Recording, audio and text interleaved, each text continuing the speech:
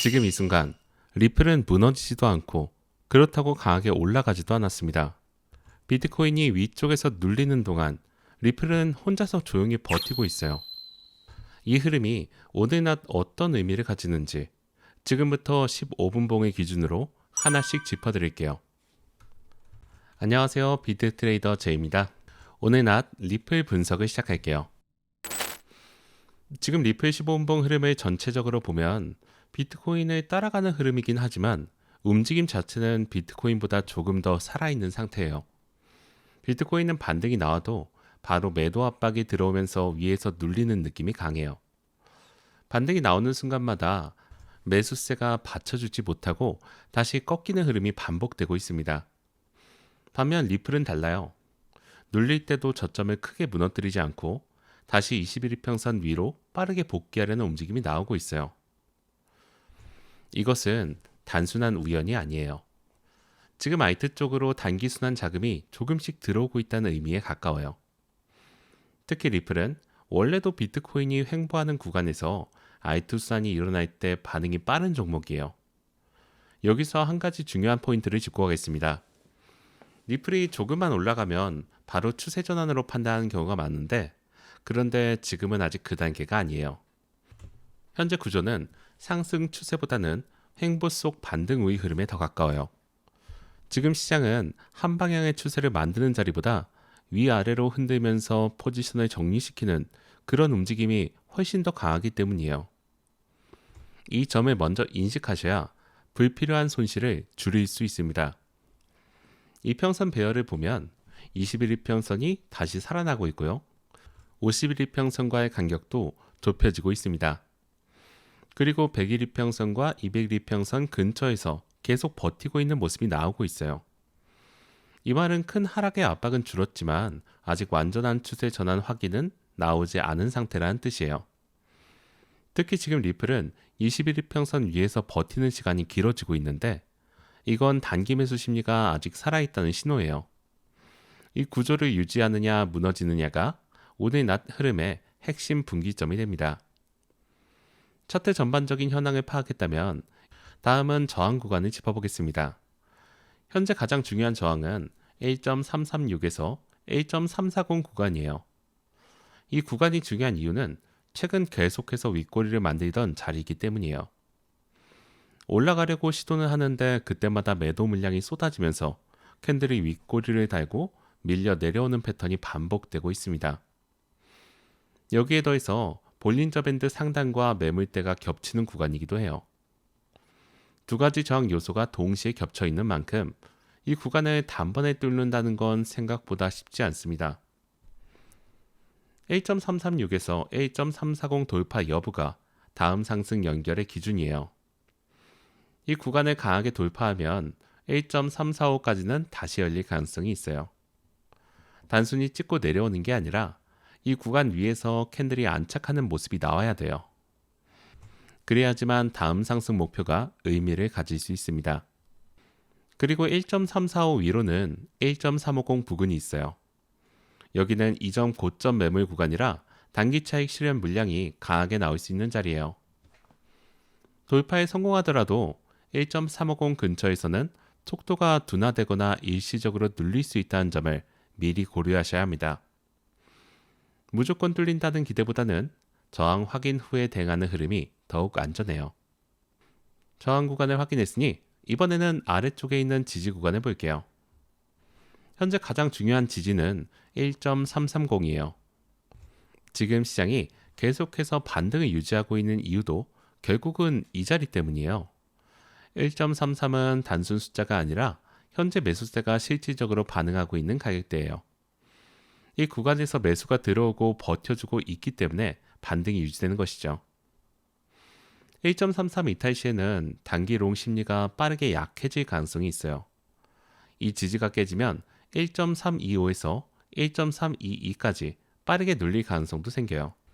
한번 지지가 무너지면 그 아래 구간으로 이동 속도가 빠를 수 있기 때문에 1.330의 이탈 여부를 반드시 실시간으로 확인하셔야 합니다. 특히 비트코인이 다시 밀리기 시작한다면 리플도 결국 독자적으로는 버티기 어려워요. 현재 리플이 비트코인보다 덜 약한 건 사실이지만 비트코인이 강하게 하락하는 상황에서도 리플 혼자 상승 흐름을 유지하는 것은 현실적이지 않습니다. 비트코인 흐름을 병행해서 함께 모니터링하는 것이 지금 구간에서는 안정적인 리플 대응의 전제 조건이에요. 지지와 저항 구간을 확인했으니까 이번에는 거래량 흐름을 살펴볼게요. 거래량 측면에서도 중요한 신호가 나오고 있어요. 최근 반등 구간에서 이전보다 거래량이 조금씩 붙고 있어요. 이건 단순한 개인 매수보다 단기 자금 유입 가능성을 보여주는 부분이에요. 거래량이 받쳐주지 않는 상승은 언제든지 페이크 반등으로 끝날 가능성이 높습니다. 반등이 나왔는데 거래량이 거의 없다면 그 상승은 신뢰하기 어려워요. 하지만 지금처럼 반등 구간에서 거래량이 함께 붙어주는 흐름은 단기적으로 매수 의지가 살아있다는 근거가 돼요. 작은 신호처럼 보일 수 있지만 이런 흐름이 이어질수록 1.336에서 1.340 저항 돌파 시도의 신뢰도가 높아지게 됩니다. 물론 거래량 하나만 보고 방향을 단정할 수는 없어요. 거래량은 보조지표와 가격 구조를 함께 복합적으로 읽어야 합니다. 지금처럼 거래량이 서서히 살아나는 흐름 자체가 이 구간에서의 긍정적인 신호로 볼 수 있는 점이죠. 거래량 흐름에 이어서 보조지표도 함께 확인해 볼게요. RSI는 지금 52로 다시 올라오고 있어요. 과열 상태는 아니죠. 오히려 다시 힘을 모으는 흐름에 더 가깝습니다. RSI 50은 단기 흐름에서 중립선의 역할을 해요. 이 위에서 유지가 된다는 것은 매수의 심리가 아직 살아있다는 신호예요.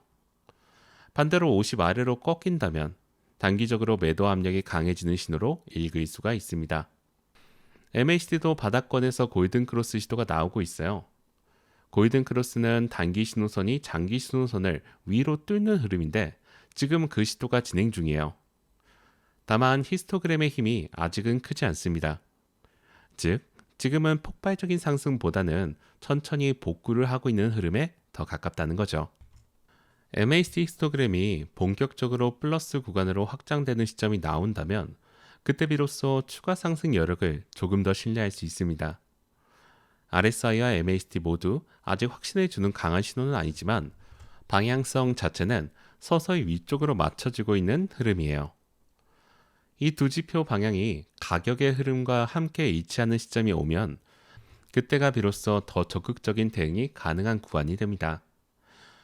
보조지표까지 모두 확인했으니 이제 실제 대응 전략을 정리해 볼게요. 지금 시장이 노리는 건 늦게 들어온 추격 롱을 흔드는 거예요. 캔들 흐름을 보면 강하게 올리는 척 하다가 다시 누르고 아래로 무너지는 척 하다가 바로 회복하는 패턴이 반복되고 있어요. 이런 움직임은 확신을 가진 사람을 흔드는 전형적인 패턴이에요. 이 흐름에서 감정적으로 반응하시면 손절과 재진입을 반복하는 악순환에 빠지기 쉽습니다. 차트가 흔들릴수록 더 냉정하게 기준을 지켜야 하고 그 기준이 결국 수익을 지켜줍니다. 단기 대응 기준으로는 아직 롱 쪽이 조금 더 유리해요. 단 조건이 있습니다. 1.330 위 유지가 먼저이고 비트코인이 최소 횡보 이상은 해줘야 돼요. 비트코인이 다시 강하게 밀리면 리플도 결국 윗꼬리를 만들 가능성이 높습니다. 그래서 지금은 무작정 추격보다 눌림 확인 후 대응이 훨씬 더 중요해요. 특히 볼린저 밴드 상단 근처에서 양봉 몇 개가 나온다고 바로 따라붙는 건 위험합니다. 지금 같은 시장은 늦게 들어온 사람부터 흔들어요. 지금은 추격보다는 확인이 중요한 자리입니다. 시나리오를 정리하면 비트코인이 횡보를 유지하는 상황에서는 리플이 추가 반등을 시도할 수 있어요. 반대로 비트코인이 재하락한다면 리플도 다시 흔들기 장세가 나올 수 있고요. 두 가지 가능성을 모두 열어두시고 1.330 지지 유지 여부와 비트코인 흐름을 기준으로 유연하게 대응하는 것이 지금 구간에서 가장 현명한 전략이에요. 지금 시장에서 가장 위험한 것은 방향을 미리 확신하고 들어가는 거예요. 이상으로 오늘 낮 리플 분석을 마치겠습니다. 감사합니다.